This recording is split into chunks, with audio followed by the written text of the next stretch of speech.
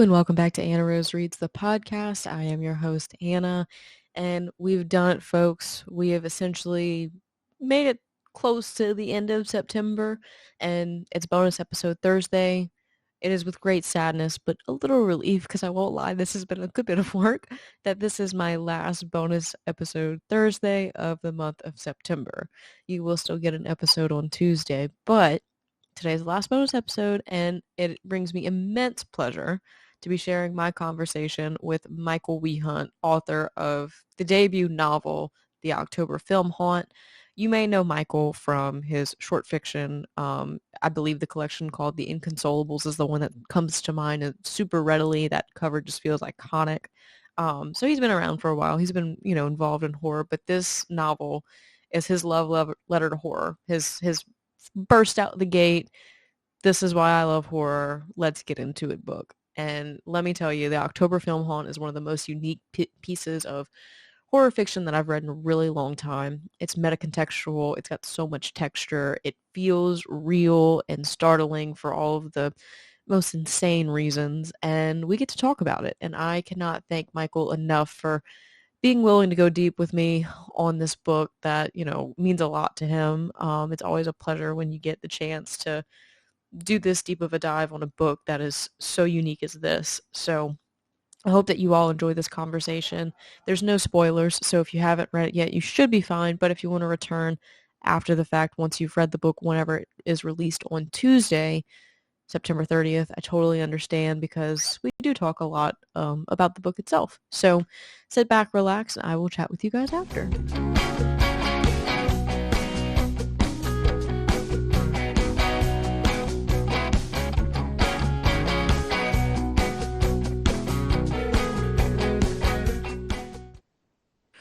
Hello, Michael. How are you?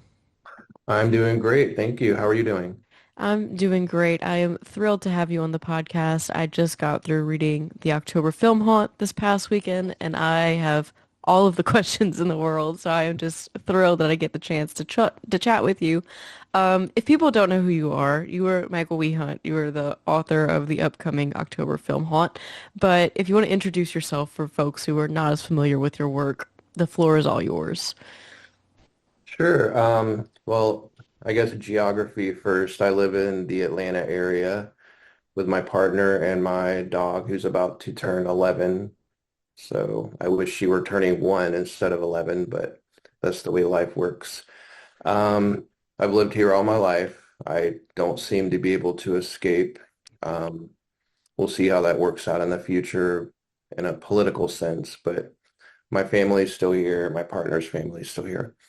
As far as a writer aspect goes, I'm mostly known for my two short story collections. The first one was Greener Pastures, which came out way back in 2016. And the second one came out a couple years ago. It's called The Inconsolables. And this is actually my debut novel, so obviously no one knows me for novels yet. And I'm excited for it to crawl out of the woods and into people's eyes. And it's just a really great and surreal feeling. Then I have a pretty boring day job and I watch horror movies just like most of the people listening to this. I read horror books just like everybody else. I'm a pretty boring but strange person at the same time, but I won't get into the strange stuff. Well, I have to say, I can visualize the cover of your collection, The Inconsolables, and it's a very haunting cover. It's kind of got the TV static kind of face silhouette with the print of The Inconsolables, and I feel like thematically it fits very well actually with the October Film Haunt. So, I wish that I had more time to have, done a deep dive into your short fiction, but we're here mostly to talk about the October Film Haunt today. It's coming out at the end of the month on September 30th from St. Martin's Press. Do you want to go ahead and introduce the novel for folks who may not know what it's about, and then we can kind of do a little bit of a deep dive, talk about your short fiction, your long fiction, and all that good stuff? Sure. Well, the October Film Hunt has multiple POV characters, but the primary protagonist is a woman in her late 30s named Jory Stroud. And yes, that's a deliberate sort of half rhyme with Laurie Strode from Halloween. It's actually comes up at one point in the book. Um, about 10 years ago, she and a couple of her friends formed this group called the October Film Hunt, and they would camp out at the filming locations of beloved horror movies, cult favorites, things like that. And they would kind of blog about their experiences and their thoughts. And they became horror influencers, and their audience grew and grew. And they had all these amazing opportunities happening for them. And then they camped out one night in a cemetery from a movie called Proof of Demons. And it was a very notorious movie that's rumored to have an occult ritual embedded in the actual film itself. And through watching it, you're participating in the ritual, sort of. And that night began just a horrible chain of events that made everything for them fall apart, and their lives kind of went downhill. And a young fan died. One of the members of the group itself died, and it's revealed pretty early on, so I don't think that's quite a spoiler. And Jory ended up leaving her whole life behind. She cut horror out of her life, which was her whole heart. And now, about 10 years later, she's living in northern Vermont with her 8-year-old son and just trying to put everything behind her and live with her regrets. But then a VHS tape shows up in the mailbox, which is never a good sign in a horror story. And it soon becomes apparent that a sequel to Proof of Demons might be in the works. And the mysterious director, who no one knows the identity of, might be making Jory her very, very unwilling final girl. And then beyond that, other characters start being pulled into the orbit of this supposed sequel that's being made. And then really happy things happen, and there are lots of flowers and meadows, and everyone hugs, and everything works out totally great. So. I'm so glad to hear that. I must have read a different version of the book because that's not quite how I remembered it. But no, I think that that's an excellent kind of summary and laying down the groundwork for what you cover with this novel. And honestly, you cover a lot of ground with the October Film Haunt. It feels like you're touching on so many different points as a horror fan, right? Like it just feels like there's so much I can reach out and touch and identify. But for you, how did this story all begin? Because there are so many moving parts to it. I'm really curious about the origin point for the October Film Haunt. Well, the more tangible origin is simple. I That first story collection of mine, Greener Pastures, has a story in it called October Film Hunt Under the House. And it's actually a novelette, but just barely. I usually call it a short story. Um, that story was kind of my homage to found footage movies, and it had kind of a cosmic horror Lovecraftian sort of undercarriage to it. And it was like epistolary. It was kind of told as a found journal with different people writing in the journal. And that story has kind of just lingered throughout the years. And I still to this day hear people talk about it on Reddit and stuff like that.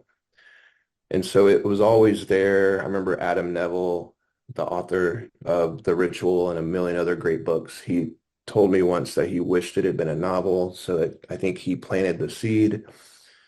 So it felt kind of inevitable when I finally did start thinking about writing a novel in that world.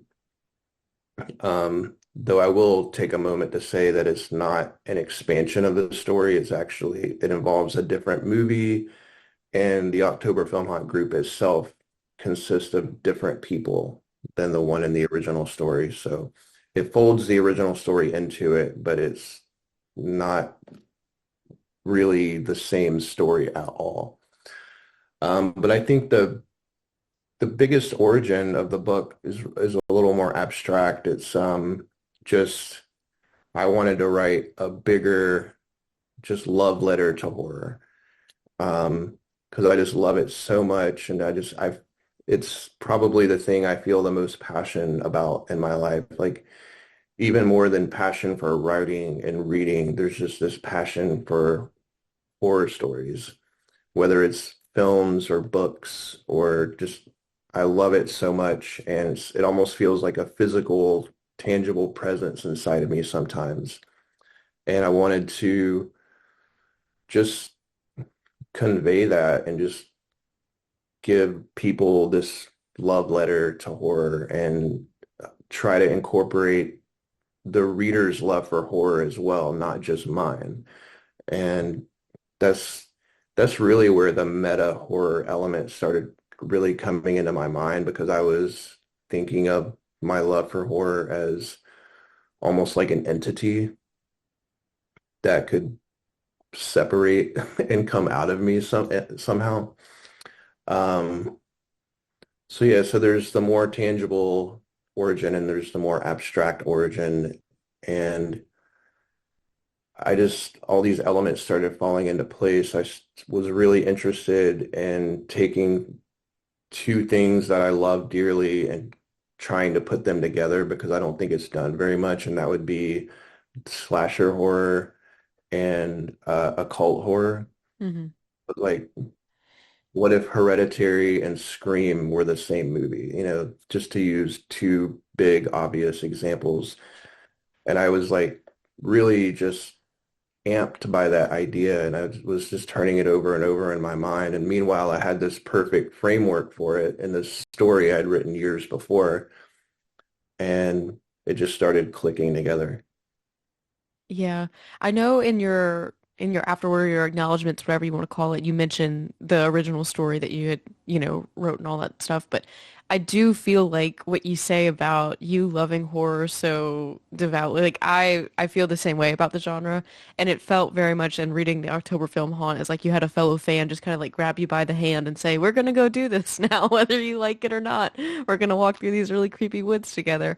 And there was just, again, so much that while I was reading, I felt like I could really reach out and touch and like hold on to as a horror fan. And I want to, t talk about what you just mentioned about the merging of these two things, this occult horror and slashers. And I feel like both of those kind of have their own beats that we're very expectant of whenever we read or watch them. And then the fact that you were able to kind of merge them together gives you something completely and wholly unexpected because we haven't really, like you said, we haven't really read or observed a lot of it. So I feel like that went a long way in creating this atmosphere of unease because we didn't know what to expect in the October film haunt. Can you talk a little bit about expectations in horror and kind of like I don't know if subversion's the correct word to use because I don't know if it's exactly that, but just playing with the idea of expectations, what horror fans would look for and maybe going a different direction.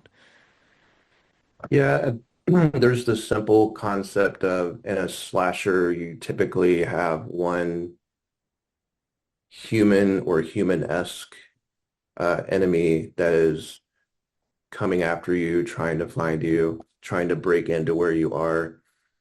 And so all your attention is kind of focused on this one threat, and you don't really have to worry about other threats. And then in an occult sort of setting, you have a more abstract threat where, it can be done in so many different ways, of course. You can have someone who's possessed by a demon and that's a little bit like a slasher because that's one enemy coming after you, maybe a little more like Jason Voorhees, who's not really human. Um, but still you're probably looking at a human agent who is summoning or channeling or opening a door to whatever the variables are in that story. I like the idea of kind of blending them together so that you have threats on multiple fronts. Yeah, So that would break up things up a bit. you have these, and I'm not going to give too much away, but um, there are these people who are, and this is on the jacket copy, so it's totally fine to say, there are these people who are known as Rickies, which is like a Americanization of the name Enriquez, which is the last name of the director of Proof of Demons. And they're obsessed with the director and they really want this sequel to be made. Let's just put it that way. And they're, they're all human, of course, and they disguise themselves and enter the lives of these people who have been chosen to be in this movie but don't want to be in any sort of movie. So you have, a few human threats coming from this direction, but then you also have this occult demonology sort of element that's also occurring and also figuring into the production of this movie, the story as it goes along. And it's just this whole other alien unknown threat that is out on the periphery of things as well. So it was really interesting to me to have the characters and even as the writer, my own attention diverted and, dragged over here and then dragged back over there. What's going to happen? Who should I be worried about right now? So I thought that was really interesting. And yeah. Yeah. So you brought up a point that, like, while you were talking about it, made me kind of have this realization, when we're talking about the Rickies, these fans, I guess, is the best way to, kind of sum it up. But it feels like more than that, right? Like, and you kind of get these like interstitial chapters throughout the book that we're getting some outside, you said, it's multiple points of view. So we're getting these different, looks at different aspects of how all of these events are playing out. And I really have to wonder, because you said this is very much a love letter to horror, like where does the line between obsession and passion and love and all of those things kind of fall for horror, like for you writing the book and then the people that you're also writing about in the book? I feel like it's a really strange meta contextual thing to think about, you know? Yeah. And of course, there's a dark side to things like this because the book is also very much about the internet, social media, things going viral, misinformation, propaganda. Um, we're in such a huge mess right now, and it's really difficult to see how to get out of it because of the way the internet works.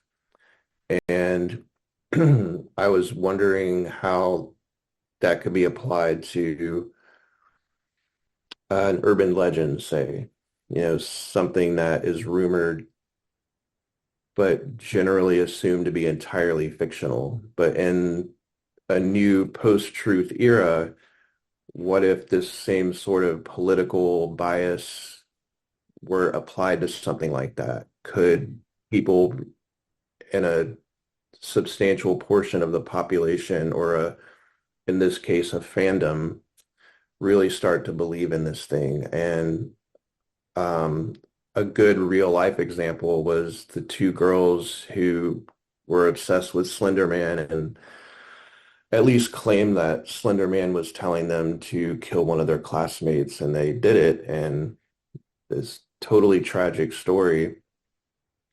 But could something like that happen on a wider viral scale? And so, it's it's a horror story, so there's a higher than average chance that the themes are going to be dark as well as the plot. So yeah, that definitely happened, but I just, you know, it's a way of just looking at what we're all going through in our online culture with our discourse and our political divide and all that stuff. Look at it from a more entertaining angle and through the construct of a horror story. And I just think that the plot kind of pins on someone pretending something, trying to be really vague here, someone pretending something, and then a lot of people believing that Hmm. bad things happening because of that, but also belief growing and growing and growing to the point where the belief itself comes to have power. And a vital portion of the occult ritual, so to speak, actually depends on this widespread power. So the occult element in the story actually grows stronger the more people believe in it. And that seems like a really obvious but really apt metaphor for where we are right now. And I just started realizing that the power of belief was probably the defining theme of the book. Because we live in a world where I don't know how many millions of people believe that Democrats were trafficking little children and drinking chemicals out of their blood. Hmm. Even though there's no evidence for that. And then on the other side of the spectrum, you have their cult leader who they refuse to believe has done bad things to children, even though there is evidence of those bad things. And how do you square that? How do you reconcile that? And how does that apply to other facets of our life, such as fandom, such as stories and myths and legends? And what is when does something that's not real become real? Is that possible? And that's my job as a horror author writing a supernatural story to, speculate about that. Yeah, absolutely. And I felt like that was, if there was one word that I probably had to use to kind of summarize the October film haunt in that very same vein of what you're talking about, this believability, the overwhelm, like whether there's overwhelming evidence or atmosphere or whatever it is, it's very much overwhelming is what it is. And I think when we live in a day and age like we do right now, where there's no escaping a screen. There's no place that you go that is not without a screen unless it's the outdoors, basically. You can't go to the gym anymore. You can't really go to a waiting room at the car dealership. Like the news is always on somewhere. So you're constantly being subjected to information, right? And I think that that's kind of what we, or what I felt when I was reading from Jory's point of view in this book, is this influx of information that she was getting about this movie that she didn't want to be in, and this life that she was like really ready to leave behind, and the power of that overwhelming presence. And I had never really considered it that way, but like the ties between the demonic possession of it all, the oppression of it all, the negativity, the weightiness of all of that really came through for me in the October film haunt. And I think even more so as you kind of pull on this idea of devotion and faith as not tied to religion. And I think that there's a few lines in the book about that, and I really wanted to just like kind of open the floor for you to talk about that idea, because I think that there's a lot to be said about, belief and what becomes real. Even, it doesn't necessarily have to be tied to religion or, whatever certain system. Just belief in something sometimes can yield a thing, right? There's power in that. So I wanted to just hear your thoughts about that whole big idea, right? Yeah. Well, first of all, like, what even is religion anymore? The only way to make it interesting, because I think it's pretty, when it comes to possession and demon stories in particular, it's pretty tired and overplayed at this point. Like you have your franchises like The Exorcist. I wish they would make a truly good modern Exorcist movie, but I'll just keep hoping for that. But anything new coming out that's like demon versus priest, or even to a lesser extent, vampire versus priest, like it can feel tired pretty quickly. And when it comes to demonology, there's an occultist element to that where someone trying to summon a demon, probably they're not a Christian anyway. And I really wanted the book to be secular. I wanted the demonology to be secular and to have God and that stereotypical religious faith removed from it all, because I just feel like it's a little bit fresher. Because what is a demon when a Bible can't do anything to it, when a crucifix can't do anything to it? Like I thought about in Salem's Lot when Barlow confronts Callahan and the priest holds up the crucifix and Barlow just breaks it, because Callahan's faith wasn't strong enough. But what if Callahan's faith had been strong and it didn't matter because the vampire has nothing to do with God. It doesn't care about God. And from an occultist point of view, if there is a God, God would kind of just be another entity, like another demon, really. If when you break it down, someone actually says in the book that uh, if there is a God, is something you would contact through a Ouija board, not by going to church or something like that. And that's kind of the sort of take I wanted to have on it. And there's also the simple truth that Christianity, like Abrahamic, that kind of theology is what's typically used in a demon possession type story. Um, what even is Christianity nowadays? It's diluted and perverted and twisted around, and it's used more as an excuse to do bad things rather than good things nowadays. So that was another reason to take the Christian faith and separate it from the occult, because I don't really feel like Christianity deserves to be part of the occult. Occultists are nicer people, honestly.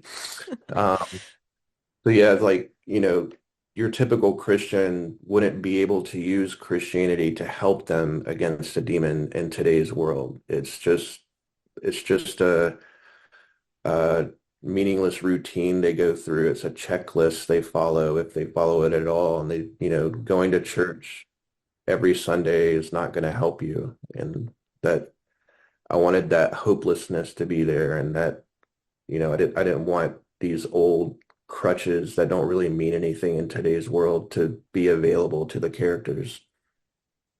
Yeah. And I feel like that is very true to the modern set, like the groundedness of this story, because I could not agree with you more that I think that a lot of organized religion and, the kind of religion that we're speaking of is more about control than it is about the actual faith or belief. And the point that you bring up about Salem's Lot, like he could have held up a rock, and if he really believed in the rock, then, like that could have been enough.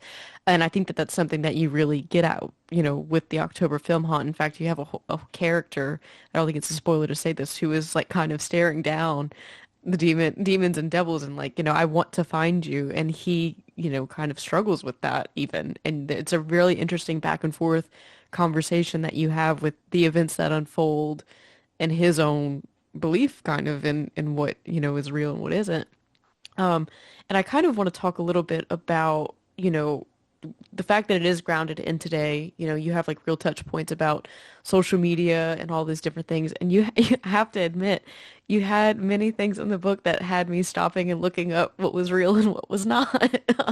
You did an excellent job of including some characters. You do a really cool thing where it feels incredibly real. And, I don't want to say exactly for what reasons it is that they're real. You need to read it and find out. But can you talk about what it felt like to write something that is woven in with reality as this?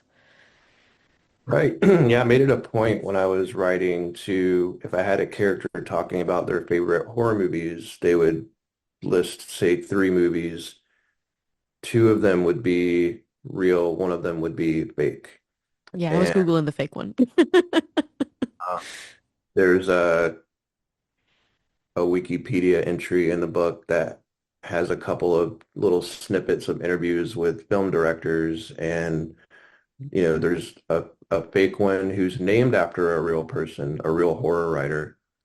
But there's also a real one providing a fake quote. So I'm like kind of switching it around rapidly. There's just all kinds of little details, like magazines that reach out to one of the characters wanting to talk about what's going on.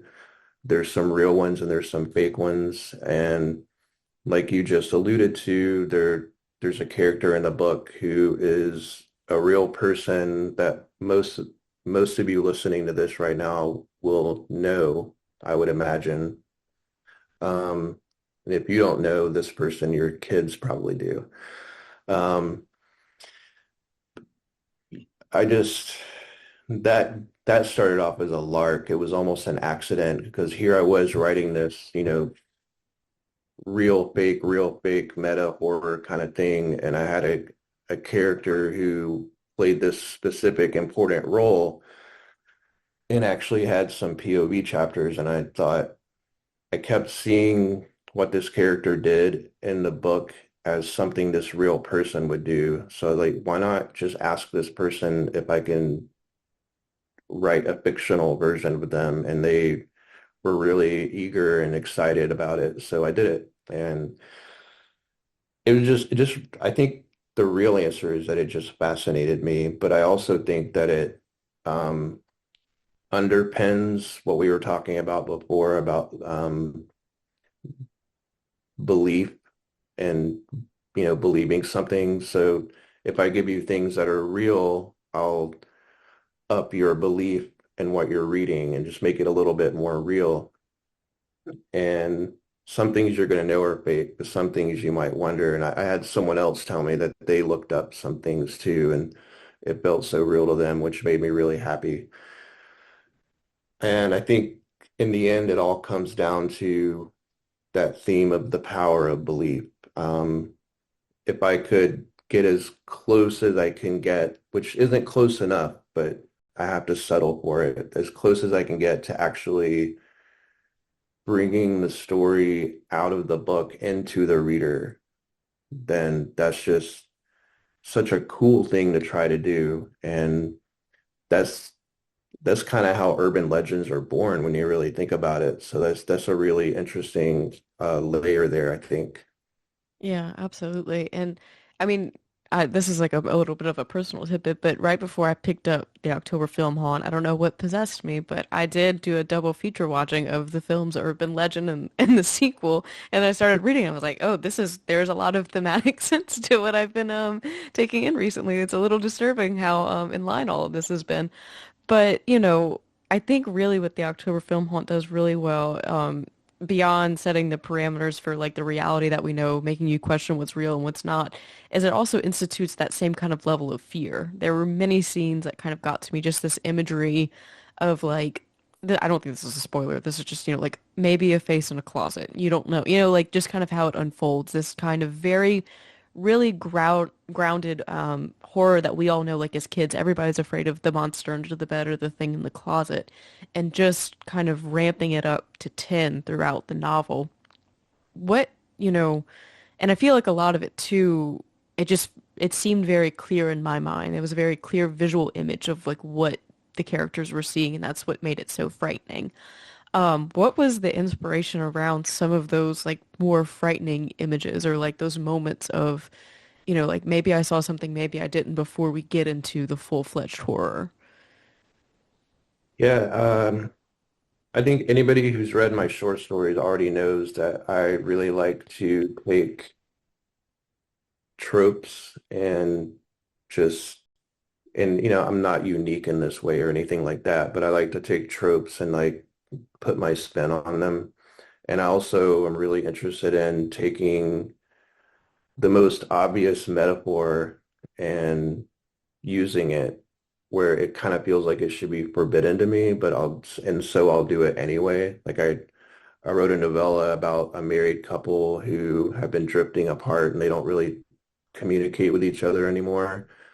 And then I have them haunted by a mime, which, a mime is silent. So I picked the most obvious duh metaphor and kind of tried to build a story around it. But so yeah, some of the imagery is just me taking kind of like my all-time favorite list of scary stuff and just putting it in the book. It's like as simple as that. Um, like wondering if someone's under your bed. Like that's always scary. It's been done a million times, but it's always scary. And I have to ask myself, can I do that in a way that's not trite or whatever, a face in the closet, like you said, all these things that can possibly happen in the sanctuary of our home, because the larger story of the book takes place in the world and it's got this broad net of elements and variables, but there's still the element of you being safe inside your home. And if something's wrong inside your home, then all bets are off. And, you know, the fear gets ratcheted up to another level. So, um, but yeah, like the trope of the ghost, the Rickies in the original Proof of Demons movie and in the sequel, I kind of want to say the word air quotes because I don't want to hammer the point home that it's just a sequel. It's they want it to be more than that. But anyway, the Rickies tend to wear sheets over their bodies, and that's just, taking the super generic ghost, the 5-minute Halloween costume, and trying to do something with it that makes it scary and maybe subverts it a little bit. They wear the sheets in a way that isn't normal and makes their heads look really strange. So that was another way of me trying to elevate this classic image. And I'm really fascinated by things that are almost normal, but not quite. There's just something that's just really off, and it's just you might not even know for sure what it is, but it's just so awful feeling. And that really fascinates me. If something gets under my skin, I'm hoping that it will get under other people's skin too. And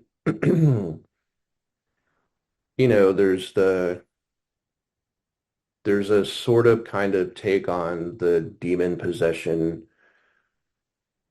trope as well, where it's like, I know how this has been done, hundreds of times in the past. How am I going to do it? But the short answer to your question is just I kind of wanted to take a lot of my favorite horror elements and just put them in really cool places where they A, worked for the story and B, hopefully elevated it a little bit. And I just wanted to just dial up that fear wherever I could and find moments where I could.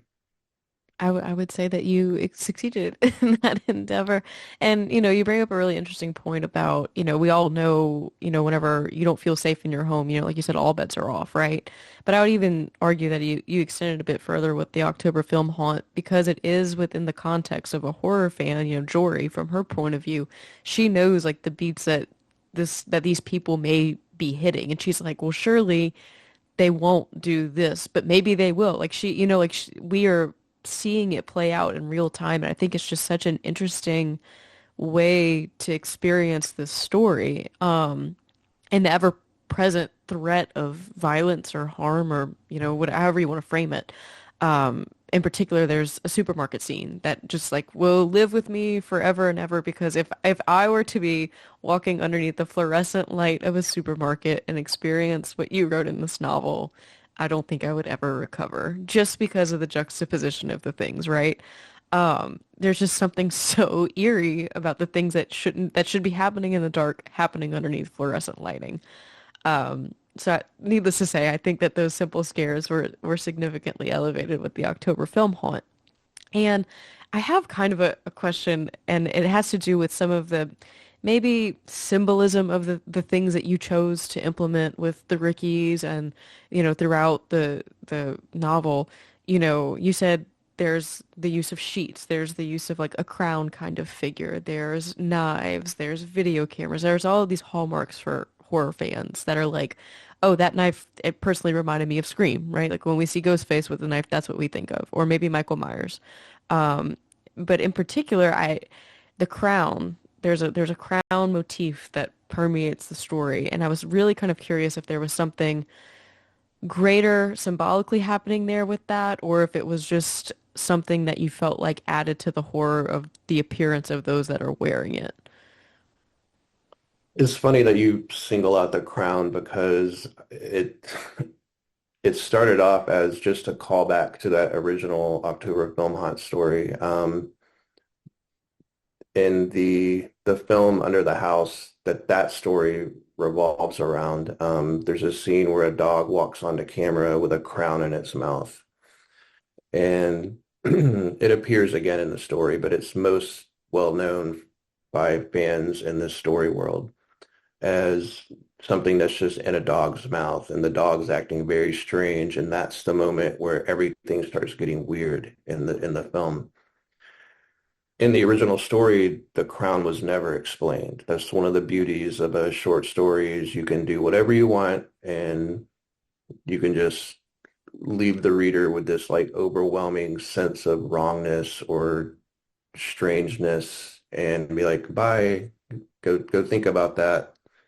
Um, so yeah, so I wanted, and there's actually one particular guy who over the years has kind of kept asking me to write something about the crown because he liked that story a lot. And so yeah, I will one day. And then so here I was writing a novel that's sort of vaguely based on the story. It's like, well, I got to put the crown in there. And then so like I can't just not explain the crown. It has to mean something. So I wanted it to be kind of just inexplicable, and fans of the movie don't know why it's there, and it adds to the mystique and the mystery of it. But in the story world of the novel as a whole, I thought of it as something that just a took the ghost look and made it weirder. So it served definitely served a purpose in that way, and just really just added a pagan element to it. And again, it was like the Rickies are the slasher element in this book. By having them wear a crown, I'm bringing the occult element into their costume as well. So it's another way to blend those two things together. So that's probably as close as I would ever get to an answer to that question. But yeah, I think I don't think a whole lot of the imagery has real symbolic intentions behind it. But again, just, subverting that Christian, like typical underpinning of this type of story and just removing it and almost like taking a safety net away Yeah. and using, images here and there to subvert that into almost, like a black mass turning the cross upside down, just, taking a known symbol like Christ the King and just using it for something that's wrong and not allowed. That was very much where my brain was at because I'm no longer Catholic, but I was raised Catholic. And so very much a lot of what I read in October Film Haunt honestly made me think a lot of Catholicism in terms of like ritual. There's a lot of, like a lot of the events that unfold, there's a timing element of it. Like so much time has to pass for a certain phase of this to happen as according to the lore that is spreading and spreading and spreading about this sequel. And so, and you use the word transfiguration for this like time passage. And then we had the kind of like misshapen crown. It was kind of made out of branches and like my Catholic brain was just like, this feels like a conversation with Catholicism, like the crown of thorns for Christ, transubstantiation, like body and of blood and all these things. And then like obviously the story is about a darker entity, perhaps, like with the tonally, thematically, with proof of demons. That's the name of the film that, this book is centered around. So I don't know, my brain was just like drawing all these connections. I felt like a little bit, like from Always Sunny whenever he's in the basement putting up his red string yarn map of all of his connections. But no, I mean that makes total sense. I think it's a really cool thing to place, and I'm really glad that the story is not so rooted in that traditional good versus evil, Christianity versus the devil, because I think that there's so much more nuance to be found in the world that we know, the context that we know, the things that we can touch as horror fans, and what comes of this, if that makes sense. Right. Definitely. I promised myself I would put a priest in the book somewhere. And it's kind of funny because in the first draft, I forgot to. It was the weirdest thing. I was like, oh, wow. Okay. So when I was doing edits, I added the scene with the priest. because I wanted to bring to the forefront that Catholic element where it's not just Christian, like it's the real, like, the most typical of all matchup where you have a demon type of entity facing off against a priest just so the reader can see how that goes. And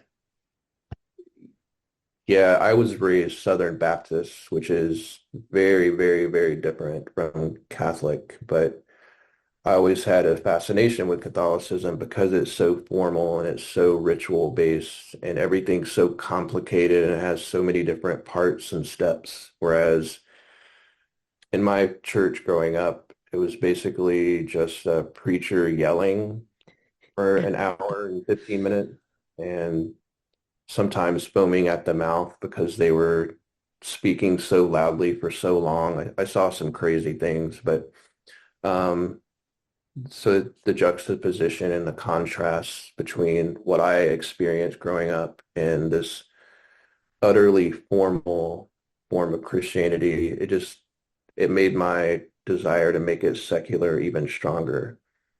Yeah, absolutely. No, I think it works very strongly in favor of an uncharted area of horror and like the possibility, like as a reader, for me, my ability to predict what was going to happen in those situations was like out the window. Like there was no basis for my predictions to, stand on in those moments. Um, and so I kind of want to wrap up because I know we're getting close to the top of the hour here. I want to ask a very vague, broad question because I obviously don't want to spoil the ending of the novel, but I just kind of wanted to ask you what the novel means to you as a whole, the way that you left it, what you're hoping to say with the October film Haunt. Just kind of open up the floor for you to talk about the journey that you went through with this book. And, like you mentioned, you wanted it to be a love letter to horror. You wanted to play with all of these different things that you knew that horror, like you as a horror fan knew about and, grounding it in a secular sense. So what does the ending of this book feel like or mean to you as the author? My big takeaway, because I did not have the ending planned Hmm. when I was writing, how to say this without giving something away. I had one idea of the ending, and then I got there and I wrote it, and it just felt so wrong to me. So I like walked around with it for about a day, and then I kind of had a light bulb go off and came back and came at it from a different angle. Yeah. I feel like everything I say is gonna accidentally give something away. But my big takeaway from it was not knowing throughout the course of the book as a whole, just not knowing what's real and what isn't. Like that keeps Hmm. coming up here, of course. And I wanted the story to tackle that. I wanted the ending in its own way to tackle that. I wanted the reader to feel hope, but also despair because I feel a lot of despair about the world. And the beauty of something like a haunted house novel is it has a container. It's inside this one building, this one structure for the most part. And the threat doesn't really exist outside that building. This novel is more cultural and viral, and it kind of has the potential to impact everything. And I do want to write a haunted house novel one day, and I believe that I will, and I'll have fun putting myself inside of a container. But with this one, I chose a very cultural arc and just came away from the book, and I would hope other people come away from the book thinking about those cultural elements and maybe internalizing a little bit of that things can snowball and when you're living in a post-truth era, you really have to be careful. Um, and of course, I would just hope that people just also say they read a really entertaining horror story as well. Of course, I'm not trying to be heavy-handed here, and that was a goal of mine to avoid being heavy-handed because first and foremost, it's entertainment, and always want to have that at the forefront of my mind. I wouldn't want it any other way. So hopefully, I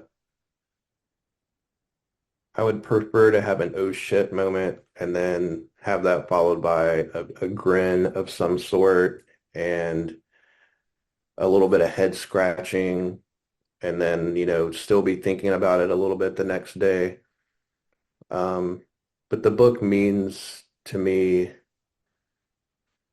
it's just me trying to figure out where we are and where we go when we can't even talk to each other and when we don't know what's real. And I'm actually lately I've been thinking a lot about how I'm glad this story is allowed to take place right before the complete flood of AI into our society. Because if I had written this book a few years later, I would have had no choice but to factor that in, Yeah. and it would have been a different book. It would have been a grimmer book, like grimmer than it already is, and it would just be like talk about what's real and what's not. It's going to get so much harder. And when I was writing the book, I was like, God, it's so hard to know what's real and what's not real. It's like AI is like hold my beer. Yeah. No kidding. I know Nat Cassidy is writing a book about AI, and I'll really look forward to reading that. But I'm glad I dodged that bullet. So Yeah. No, it's one of those, it just feels like the head of a hydra, right? Like you feel like you maybe can tackle it and you cut off one head of it and then like six more grow back in its place and it doesn't ever feel like you're gonna contain where that's going to take us. Unfortunately, it is a very terrifying thought to have, but alas, it is our reality. But to pivot to something a little bit more joyful, I really enjoyed the book. I think that you did an excellent job of creating this atmosphere of unease and really not knowing what's up from down. And, I think it made for such a unique, I don't know that I've ever read a book quite like it in the sense of my super never knowing what's going to happen, what the next page will hold, that sense of, no trope was really ever the same, no beat was ever hit the same. Like it felt something wholly new and fresh. So the October Film Haunt is such a cool book. I love what you did with it. And especially as a horror fan, when you can reach out and have those touchstones for the things that you recognize or that you see that the author also enjoys, those things are really, really cool as a reader. And to kind of pivot, what does the rest of your 2025 look like? Obviously, the book comes out at the end of the month, but are you working on anything else? Can you talk about what you're working on, that kind of thing? yeah, pretty boring. I have written my next novel, and I'm just started working on edits. So hopefully in the next couple of months, I will finish those, and that book will go into the pipeline. We're hoping that it will come out around the same time next year. Um, Maybe need a little luck for that, but we're on schedule right now. So that I love the idea of having a horror book come out in the fall. I mean, Yeah. so so does everybody. Just we're recording this on September 9th, and today was a massive book release day in the horror world. So, the 30th when my book comes out is it's going to be another massive day. So everybody has the same idea of it. Um, so, the novel's coming out, finish up the second novel, probably just take a break, maybe write a short story or two if if I weirdly have the time, because I have a pretty busy day job. Hmm. If I weirdly have a good chunk of time and it's not time to start another novel, I'll probably try to write a novella. But as far as things on the publication horizon, like one short story and one novel. That's all I have waiting after the October film hunt. So put all your anybody listening to this, just you'll have to read the October Fairmont twice, I guess. Well, I think that there is something very, it's hard to not to be a horror fan and not be romantic about having a horror book come out in the fall. I mean, like right before Halloween. I mean, that's something that we all look forward to so much, and I know I certainly will be. But thank you so much, Michael, for answering all of my questions and just being so thorough with your answers. And it feels like a big book to talk about because like I said, it just covers so much ground and it touches on so many different things. So I really appreciate your thoroughness and your time. Is there anything that we did not discuss that you wanted to bring up before we sign off? I would just very briefly say that you just mentioned how much ground it covers. I think there was a big part of me also that just remembered reading Stephen King as a kid. I almost got through this whole podcast without mentioning Stephen King. Um, but like a lot of like all of us probably, there's a lot of sentimental value placed on that man.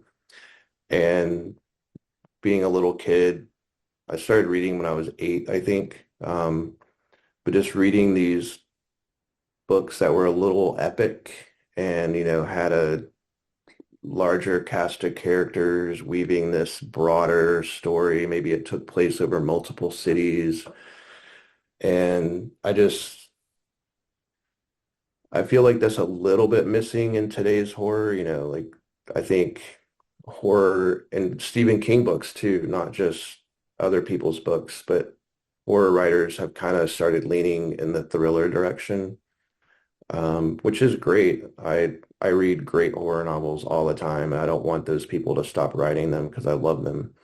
But I think the little kid in me missed that kind of epic feeling, and I wanted to take a little bit of a stab at it. So it's really just I wanted to name check Stephen King. I didn't want to, but then I couldn't resist in the end. That would be my last thought. Look, I don't blame you.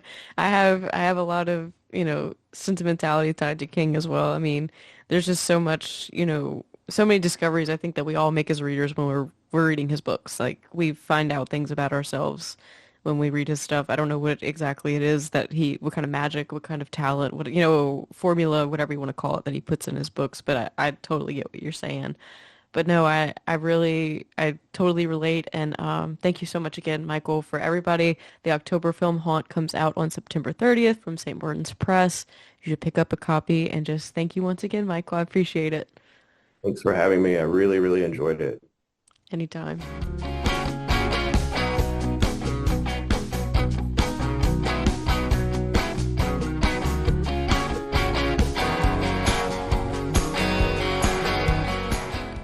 A huge, huge thank you to Michael once again for his time and answering all of my questions and just going really deep with the October Film Haunt.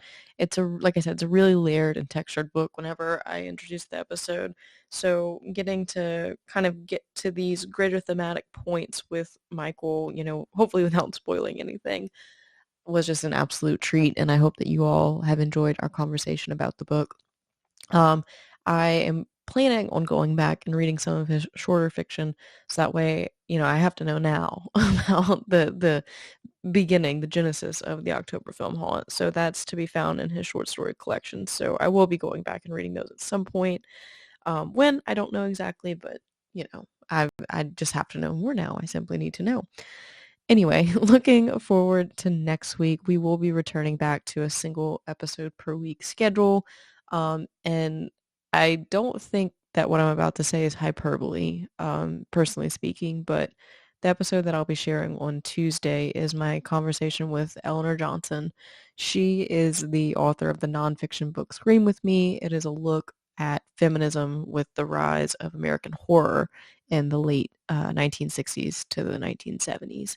Um, I think it might be one of, if not the most important conversation that I have recorded or had to date surrounding horror literature, horror fiction, the horror genre, and its place within American culture and how it affects women and us directly.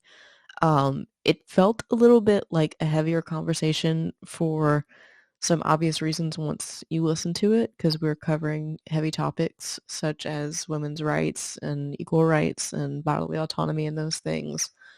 But I think it was a really, really important conversation, and Eleanor is just the loveliest guest. She's so intelligent and articulate, and she's able to put together, thoughts and words about things that I've felt for so long. It just feels like a really important episode. So, as always, I'm thrilled and flattered whenever everybody tunes in. But if you ever need to spread the word about an episode or feel compelled to, spread any word about the show, I ask that it be for next week's episode because I do feel like it's a really important one for me, and for a lot of other people I know. So that's going to come out on Tuesday, September 30th, which is the same day that the October film Haunt comes out. Scream With Me will also be on shelves then, and you can look for my conversation with Eleanor then. In the meantime, huge thank you as always. Everybody has just been so lovely. I've been connecting with some fans of the show on social media lately, which has been a really cool thing. I really appreciate the support and you guys tuning in every week, multiple times a week lately.